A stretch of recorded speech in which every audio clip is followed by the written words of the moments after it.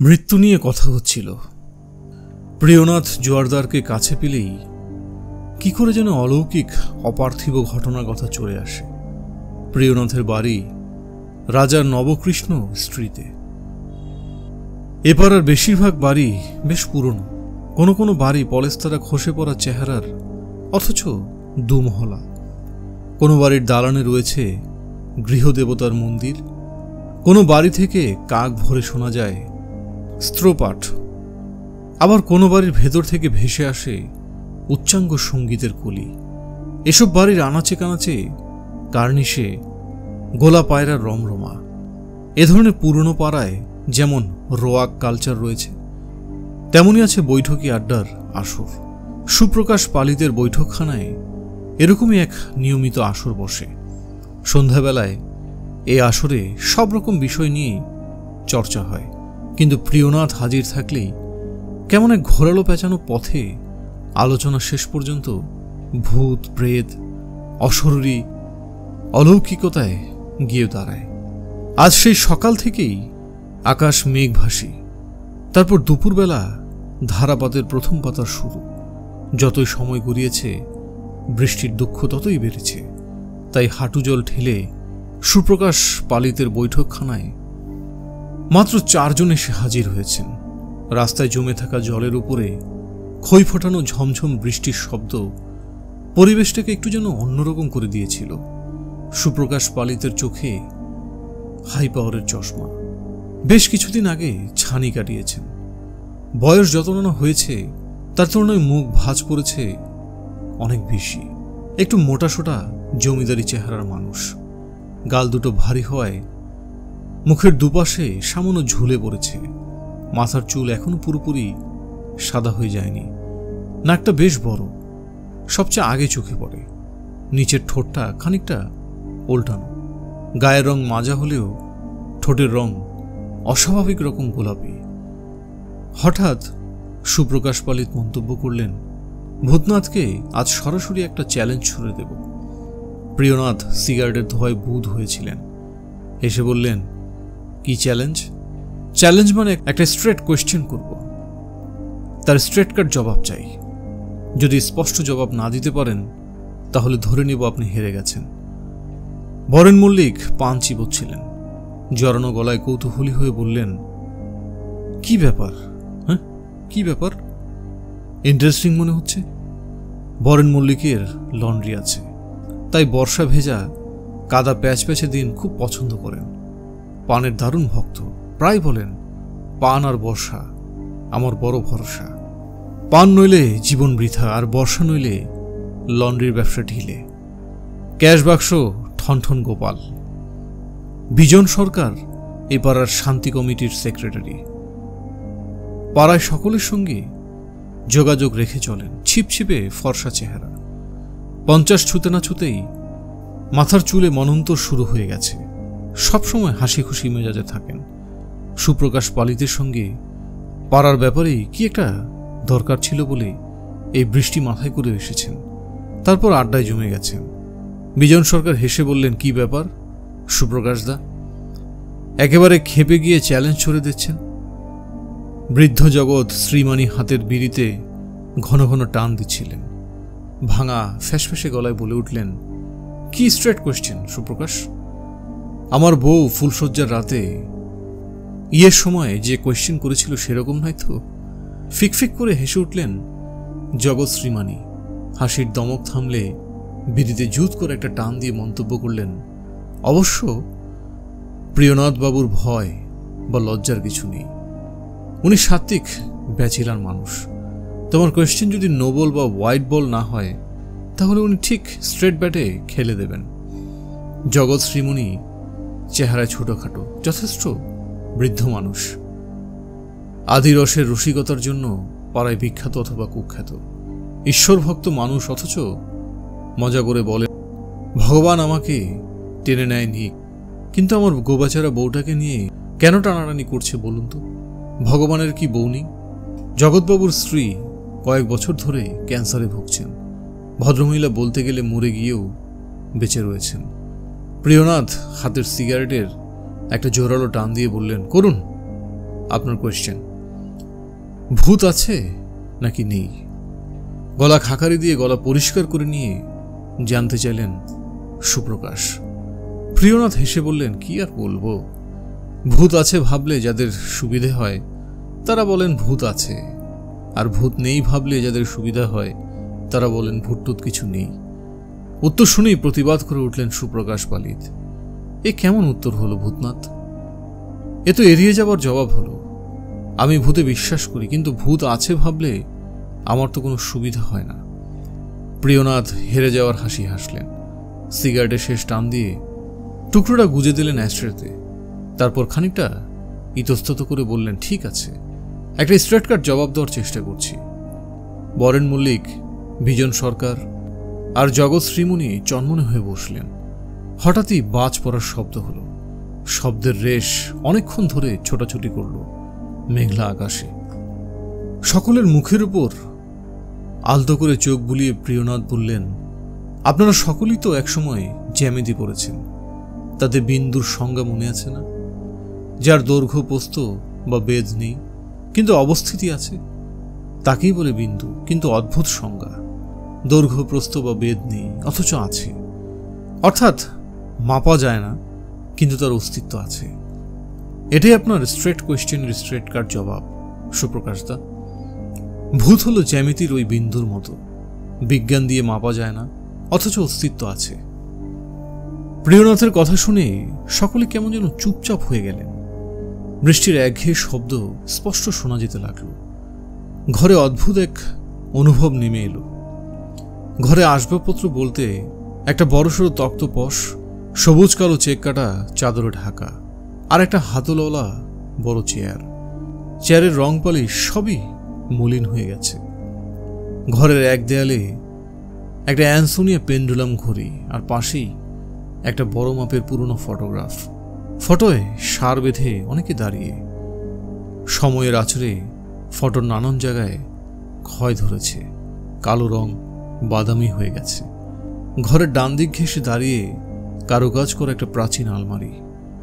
আলমারির পাল্লা কাচের, মলিন কাচের ওপিঠে কিছু কাগজপত্র আর টুকটাক জিনিসপত্র।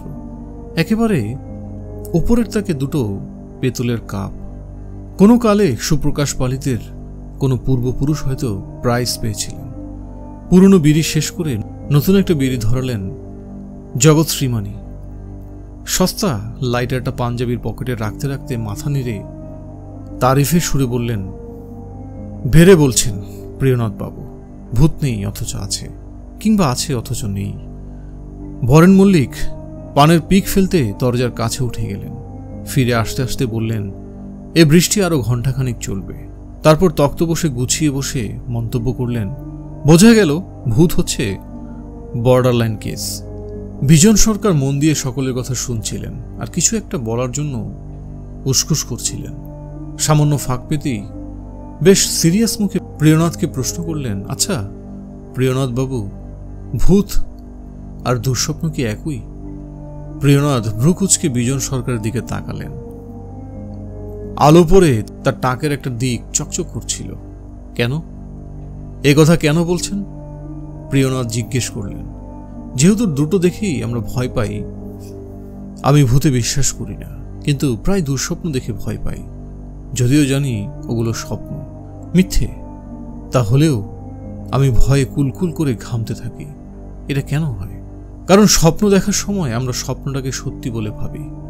ওটা যে স্বপ্ন সেটা বুঝতে পারি ঘুম ভেঙে সচেতন হওয়ার পর। তখন বেশিরভাগ ক্ষেত্রে স্বপ্নটা আমাদের মনে থাকে না, অনেক সময় টুকরো টুকরো মনে থাকে। গোটা স্বপ্নটা মনে রাখতে পারে এমন মানুষ খুবই কম। কোনো কোনো স্বপ্ন কোনো এক অজানা কারণে মনে থেকে যায়। সিগমুন্ড ফ্রয়েড তার দেখা একটা স্বপ্ন 37 বছর পরেও স্পষ্ট মনে রাখতে পেরেছিলেন। এটা খুবই রেয়ার ক্যাপাসিটি। এর ব্যাখ্যা কেউ এখনো দিতে পারেনি। তাছাড়া স্বপ্ন যে আমরা ভুলে যাই তার ব্যাখ্যাও বেশ জটিল। সুপ্রকাশ পালিত বিড়বিড় করে বললেন, ভূতের মতোই স্বপ্ন বড় রহস্যময় ব্যাপার। মৃত মানুষরা স্বপ্নেও অনেক সময় দেখা দেয়। আমার এক খুড়তুতো ভাই 28 বছর আগে বাস চাপা পড়ে মারা গিয়েছিলেন। আমি তখন কলকাতার বাইরে ছিলাম। ওকে শেষ দেখা দেখতে পারিনি, অথচ ওর অ্যাক্সিডেন্ট হওয়া ডেড বডিটা আমি প্রায় স্বপ্নে দেখতে পাই। আমি ওকে খুব ভালোবাসতাম। বৃষ্টি হঠাৎ জোরে শুরু হলো, বাজ পড়ার শব্দ শোনা গেল আবার।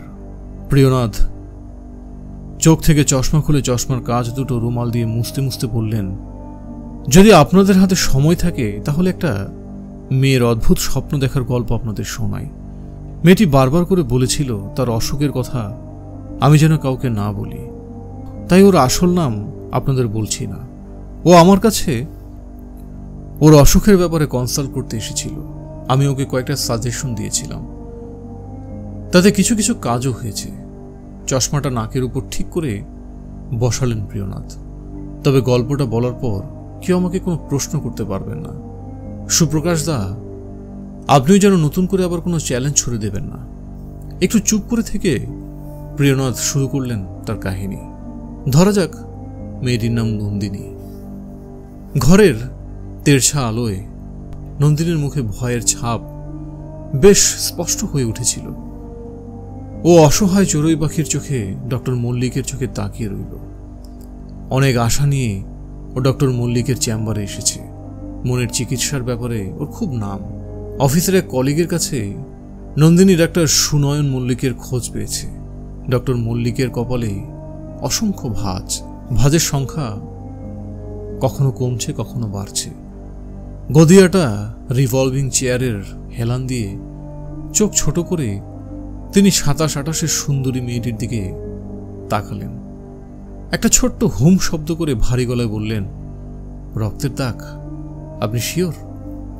নন্দিনী আমতা আমতা করে বললেন, আমার তো সেরকমই মনে হয়েছে, আপনি হয়তো দেখলে বলতে পারবেন। ডক্টর মল্লিক সোজা হয়ে বসলেন। তারপর পেশাদারি সুরে বললেন, এইভাবে বললে ব্যাপারটা কিন্তু আমার কাছে ঠিক ক্লিয়ার হচ্ছে না, কেমন যেন এলোমেলো খাপছাড়া শোনাচ্ছে। আপনি বরং একটু গুছিয়ে বলুন। নন্দিনী চেয়ারে একটু জড়সড় হয়ে বসল। তাদের শাড়ির আঁচলটা ডান কাঁধের উপর দিয়ে টেনে ঠিকঠাক করে নিতে চাইল। তারপর বার কয়েক ঢোক গেলে মিষ্টি গলায় বলল, ঠিক আছে, প্রথম থেকে গুছিয়ে বলার চেষ্টা করছি। নন্দিনী প্রায় প্রত্যেক রাতে একটা ভয়ের স্বপ্ন দেখে। স্বপ্নটা সত্যি সত্যি ভয়ের কিনা তাও সে জানে না, তবে স্বপ্নটা দেখে ও ভীষণ ভয় পেয়ে যায়। একই ভয়ের স্বপ্ন রোজ দেখতে দেখতে ভয়ের মাত্রা ক্রমশ কমে আসা উচিত, কিন্তু ওর বেলায় সেটা হয়নি, বরং উল্টো ওর ভয় বেড়ে গেছে। ডাক্তারবাবু, প্রায় 1 বছর ধরে আমি একটা স্বপ্ন দেখি, একই স্বপ্ন, কিন্তু ওটা দেখলে আমি ভয়ে পাথর হয়ে যাই। ডক্টর মল্লিক লাইটার জেলে একটা সিগারেট ধরালেন। তারপর ঠাট্টার মেজাজে বললেন, আপনার চোখ মুখ দেখছি শুকিয়ে গেছে। স্বপ্নটা আমাকে বলতে গেলেও কি আপনার ভয় লাগবে? নিন, চটপট শুরু করুন। সল্ট লেকের 8 নম্বর ট্যাঙ্কের কাছে একটা ছোট্ট বাড়িতে আমরা থাকি। আমরা মানে আমি আর আমার মা। মায়ের অনেক বয়স হয়েছে, নানান রোগে একেবারে শয্যাশায়ী। আমার বাবা মারা গেছেন প্রায় 8 বছর আগে। মোটর বাইকে করে বাড়ি ফেরার সময় অ্যাক্সিডেন্ট হয়েছিল। তারপর থেকে ওই বাড়িতে শুধু আমরা দুজন। আমি একটা প্রাইভেট ফার্মে স্টেনোগ্রাফারের চাকরি করি। সেই সময়টা একজন আয়া মায়ের দেখাশোনা করে। মায়ের ঘর 2 তলায় আর আমারটা 1 তলায়। বাড়ি পাহারা দেওয়ার জন্যে এরকমভাবে শুতে হয়। তবে মায়ের ঘর থেকে আমার ঘরে কলিং বেলের ব্যবস্থা আছে, যদি কোনো রকম ইমার্জেন্সি হয় তাই আর কি। মা রাতে ঘুমের ওষুধ খেয়ে ঘুমান, ফলে রাতে কখনো জাগেন না। এতে আমিও বেশ নিশ্চিন্ত হয়ে ঘুমিয়ে পড়ি। রাতে খাওয়া দাওয়ার পর চুকিয়ে শুতে শুতে আমার প্রায় 11টার মতন বাজে। তারপর একটু গল্পের বইটই পড়ি। মোটামুটি আধ ঘন্টা বই ম্যাগাজিন পড়ার পর ঘুম। আর ঘুমলে পরেই আমি স্বপ্নটা দেখতে শুরু করি। কথা বলতে বলতে নন্দিনীর গলার স্বর কেমন যেন ফিসফিসে হয়ে যাচ্ছিল। ওর ফর্সা মুখে বিনবিন করে ঘাম ফুটে উঠল। মেয়েটির দিকে তাকিয়ে ডাক্তার মল্লিকের ভীষণ মায়া হচ্ছিল। সিগারেটে তৃপ্তির টান দিয়ে তিনি মমতা মাখানো গলায় নন্দিনীকে তাড়া দিলেন। থামলেন কেন বলুন? হ্যাঁ বলছি। একবার ঢোক গিলে আবার বলতে শুরু করলো নন্দিনী। আমার ঘরের এক পাশের দেয়াল ঘেঁষে একটা কাঠের প্যাঁচা আছে। খুব দুষ্প্রাপ্য কোনো কিউরিও নয়। নেহায়েত সাধারণ জিনিস। অনেক আগে রাজস্থানের বেড়াতে গিয়ে বাপি মানে আমার বাবা ঘর সাজানোর জন্যে ওটা নিয়ে এসেছিল। আমার স্বপ্নটা শুরু হয় ওই প্যাঁচাটাকে দিয়ে। তবে ওটা তখন আর কাঠের প্যাঁচা থাকে না। স্বপ্নের মধ্যে হঠাৎ আমি দেখতে পাই ওই প্যাঁচাটা সবুজ রঙের বরফের চোখে এক দৃষ্টিতে আমার দিকে তাকিয়ে আছে। অন্ধকারে দেখতে না পেলেও ওর ডানা ঝাপটানোর শব্দ আমি শুনতে পাই। কখনো কখনো ওর মুখটা ঘুরিয়ে এপাশ ওপাশ তাকায়, তারপর আবার রক্তহীন চোখে আমার দিকে তাকিয়ে থাকে। তখন আমার ভীষণ শীত করতে থাকে, ঠান্ডায় শরীরে কাঁটা দেয়, বুকের ভেতরটা আকুল হয়ে কাঁপতে থাকে। আর সেই সময় শুরু হয়ে যায় শীষের শব্দ। সুরেলা শীষ দিয়ে কে যেন আমাকে ডাকছে, অনেকটা নিশির ডাকের মতো। আমার বিছানার মাথার দিকে একটা জানালা আছে, তবে 12 মাসেই ওটা আমি বন্ধ করে শুই। কিন্তু স্বপ্নের ভেতর আমি স্পষ্ট দেখতে পাই ওটা কে যেন খুলে দিয়েছে, আর খোলা জানালা দিয়ে হিম বাতাস কুলকুল করে ঢুকে পড়ছে ঘরে। ঠিক সেই মুহূর্তে আমার মনে হলো আমার খাটের নিচে কেউ যেন লুকিয়ে রয়েছে। বিছানায় শুয়ে শুয়েই অলৌকিক এক ক্ষমতার ব্যাপারটা আমি টের পেলাম। আর একই সঙ্গে একটা দুর্গন্ধের ঢেউ আমার নাকে এসে ঝাপটা মারল। সাগরের যখন ঘূর্ণিঝড় ওঠে তখন কখনো কখনো জলস্তম্ভ তৈরি হয়ে যায়। সেই জলস্তম্ভ যখন সাগরের বুকে আছড়ে পড়ে তখন তার ঝাপটায় অনেক সময় বড়সড় জাহাজও তলিয়ে যায়। সেই দুর্গন্ধের ঝাপটাটা যেন তার চেয়েও বেশি। আমি একেবারে তলিয়ে গেলাম। আমার ঘ্রাণ নেওয়ার ক্ষমতা পলকে অসার হয়ে গেল। বিছানা থেকে না নেমেই আমি বিছানার চারপাশটা দেখতে পেলাম। নন্দিনী দম নেওয়ার জন্য একটু থামল, খসখসে গলায় বলল, একটু জল দেবেন? ডক্টর মল্লিকের সিগারেট শেষ হয়ে গিয়েছিল। সিগারেটটা অ্যাস্ট্রেতে গুজে দিয়ে তিনি টেবিলে রাখা একটা জলের জগ এগিয়ে দিলেন নন্দিনীর দিকে। ঢকঢক করে জল খেল নন্দিনী। কয়েকটা বড়সড় শ্বাস নিল, তারপর আবার শুরু করলো ওর স্বপ্নের গল্প। দেখলাম আমার বিছানার চাদরটা নাটকের ড্রপ সিনের মতো মেঝের দিকে অনেকটা করে ঝুলে রয়েছে। আর কেন এক অলৌকিক হাওয়ায় চাদরটা কেঁপে কেঁপে উঠছে। চাদরের পেছনে কিছু একটা নড়ছিল। এও বুঝতে পারছিলাম দুর্গন্ধের দমকা ঢেউটা বিছানার নিচ থেকে বেরিয়ে আসছে। তাহলে কি দুর্গন্ধ ছড়ানো কোনো প্রাণী ওখানে লুকিয়ে আছে, আমাকে ভয় দেখাতে চাইছে? তখনই দেখলাম চাদরের গায়ে রক্তের দাগ। বিছানায় শুয়ে শুয়ে আমি সবকিছু দেখতে পাচ্ছিলাম, টের পাচ্ছিলাম, আর ভয়ে সিটিয়ে কাঠ হয়ে যাচ্ছিলাম। ওই শীষের শব্দ, প্যাঁচার ডানা ঝাপটানি আর ওই গন্ধ আমাকে ধীরে ধীরে পাল্টে দিচ্ছিল। তার উপর ওই রক্তের দাগ। হঠাৎই খেয়াল করলাম আমার সারা গা লোমশ হয়ে উঠেছে। দাঁতগুলো ঠোঁটের আড়ালে আর থাকতে চাইছে না। একই সঙ্গে আমার হাত আর পায়ের নখ কালচে লম্বা হয়ে বেড়ে উঠল। আর আমি পাগলের মতো ক্ষিপ্ত হয়ে বিছানাটাকে দাঁতে নখে চিরে ফালা করে ছিন্ন ভিন্ন করে দিলাম। অন্ধকারেই আমি সবকিছু স্পষ্ট দেখতে পাচ্ছিলাম। একটু দূরে রাখা ড্রেসিং টেবিলের আয়নার দিকে হঠাৎই নজর পড়েছিল আমার। দেখি সেখানে আমার মুখের ছায়া পড়েছে। কিন্তু এ কার মুখ? সারাটা মুখ ওই পেঁচাটার চোখের মতো গাঢ় সবুজ, গাল দুটো বসা, চোখের জায়গায় দুটো অন্ধকার গর্ত। ঠিক তখনই একটা হিংস্র গর্জন শুনতে পেয়েছিলাম আমি। তারপর আর ভালো করে কিছু মনে নেই। স্বপ্ন শেষ করে নন্দিনী থামল। ছোট্ট রুমাল মুখে বুলিয়ে ঘাম মুছে নিতে চাইল। ডাক্তার মল্লিক কিছুক্ষণ কি যেন ভাবলেন, তারপর মাথায় আলতো করে হাত চালিয়ে প্রশ্ন করলেন, স্বপ্নটা দেখে আপনার খুব ভয় করে নিশ্চয়ই, তাই না? নন্দিনী শুকনো গলায় বললেন, হ্যাঁ। স্বপ্নের ঠিক কোন জায়গায় আপনার কাছে সবচেয়ে ভয়ের বলে মনে হয়? একটু ইতস্তত করে নন্দিনী বলল, বলবো? শুনলে আপনি হাসবেন না তো? আরে না না, আপনি নির্ভয়ে বলুন। I am damn serious. স্বপ্নের কোনো বিশেষ জায়গা নয়, গোটা স্বপ্নটাই আমার কাছে ভীষণ জীবন্ত আর সত্যি বলে মনে হয়। এটাই সবচেয়ে ভয়ের, ডাক্তারবাবু। ডক্টর মল্লিক হঠাৎ হো হো করে হেসে উঠলেন। হাসির দমকে তার ভারী শরীর কেঁপে কেঁপে উঠতে লাগলো। কিছুক্ষণ পর নিজেকে সামাল দিয়ে তিনি বললেন, মিস রয়, আপনার ভয়ের কোনো কারণ নেই। স্বপ্ন কখনো সত্যি হয় না। আমরা স্বপ্ন দেখি আমাদের নানা ধরনের অবসেশন থেকে, মনের চাহিদা থেকে। অনেক সময় ছোটবেলায় কোনো ঘটনার জন্যে অপরাধ বোধ বহু বছর পর্যন্ত স্বপ্নের ভেতরে তারা দিয়ে ফিরে বেড়ায়।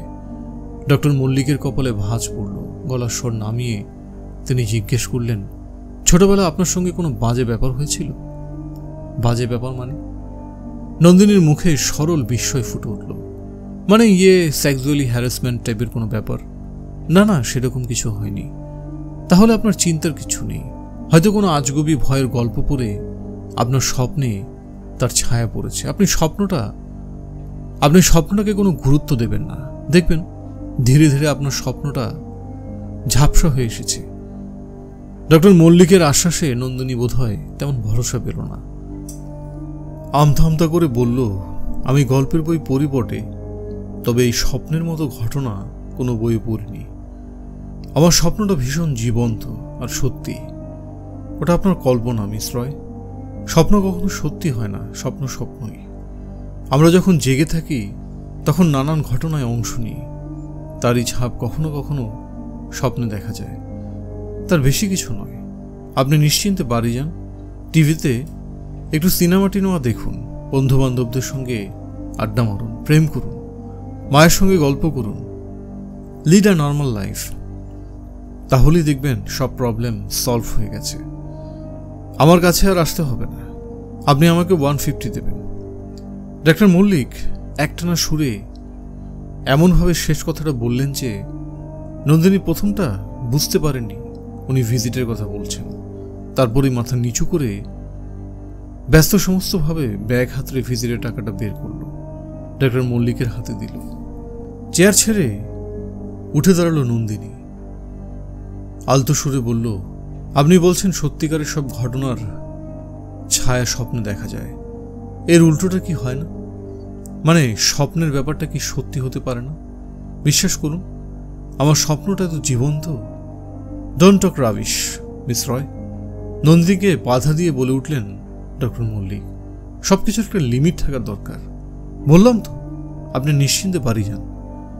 নন্দিনী হাসল, কেমন যেন অস্বাভাবিক হাসি।